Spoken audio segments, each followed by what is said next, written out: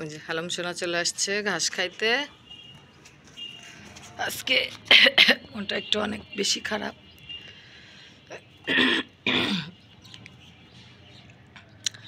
সন্ধ্যা থেকেই মানে খুব বেশি খারাপ লাগতেছিল। সেটা হচ্ছে আমার রিলেটিভ বলতে আসলে রক্তের সম্পর্ক হইলেই তো আর রিলেটিভ হয় না।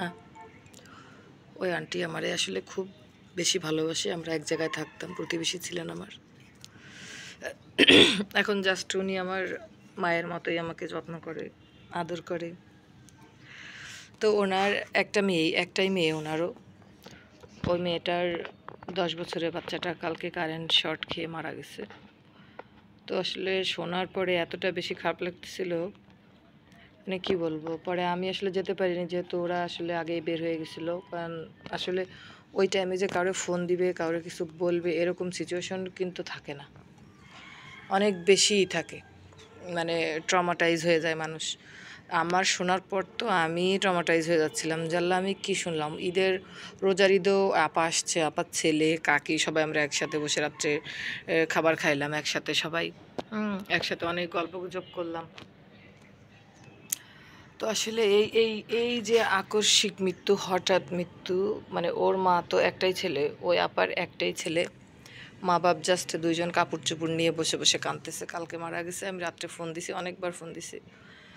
তা ওই আন্টির ছেলে ধরে বলতেছে যে হচ্ছে আপু কান্নাকাটি করছে। আমি যে কি অনেক বেশি করছে? হ্যাঁ, অনেক বেশি কান্নাকাটি করতেছে। আর হচ্ছে ওর কাপড় চোপড় নিয়ে বসে বসে কান্নাকাটি করতেছে। আসলে একটা মায়ের জন্য সন্তান হারানোর ব্যথাটা যে কত বেশি, আসলে এটা যারা মা বাবা হয় নাই তারা আসলে বুঝবে না। মা বাবা যারা হয়েছে তারা বুঝবে যে আসলে সন্তান হারানোর ব্যথাটা কত বেশি। আমি সামান্য আমার বিড়ালটারে একবেলা খুঁজে না পেলে আমার মাথা খারাপ, আমার গায়ে জ্বর এসে যায়, আমার মানে প্রচণ্ড খারাপ লাগা কাজ করে। আর সে তার সন্তান হারাইছে। আল্লাহ অবশ্যই উত্তম পরিকল্পনাকারী, আল্লাহই ভালো জানেন। তার হায়াত ওই পর্যন্তই আসলে ছিল, এই জন্য হয়তো বা আল্লাহর কাছে নিয়ে গেছে। আসলে কালকে খুব বেশি মন খারাপ ছিল, সকাল থেকেও ফোন দিছে, অবশ্য হয়তো বা ঘুমাচ্ছে ওরা, এই জন্য আর একবারই দিছে, আর দিই নাই। যে রাত্রে যেহেতু মরা বাড়ি অনেক রাত হয় ঘুমাইতে, তারপরে এই করতে।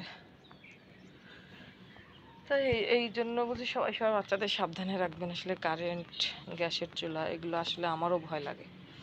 তারপরে কী করবো, টাউনের বাড়ি, আসলে আমাদের অল্প জায়গার ভিতরেই সব কিছু রাখতে হয়। গ্যাসের চুলা রাখতে হয়, কারেন্টের চুলা রাখতে হয়, নিজেদেরও বসবাস করতে হয়। যেহেতু নিজেদের বাড়ি না যে বাহিরে একটা রান্নাঘর করলাম বা কিছু করলাম, সেরকম কিছু হয় না। আসলে এই কারণে অনেক বেশি খারাপ লাগছিল শোনার পর থেকেই। তো আল্লাহ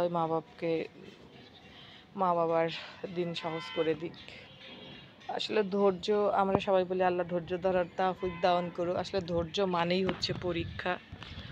আল্লাহর কাছে ধৈর্য চাইলে পরীক্ষা বেশি হবে।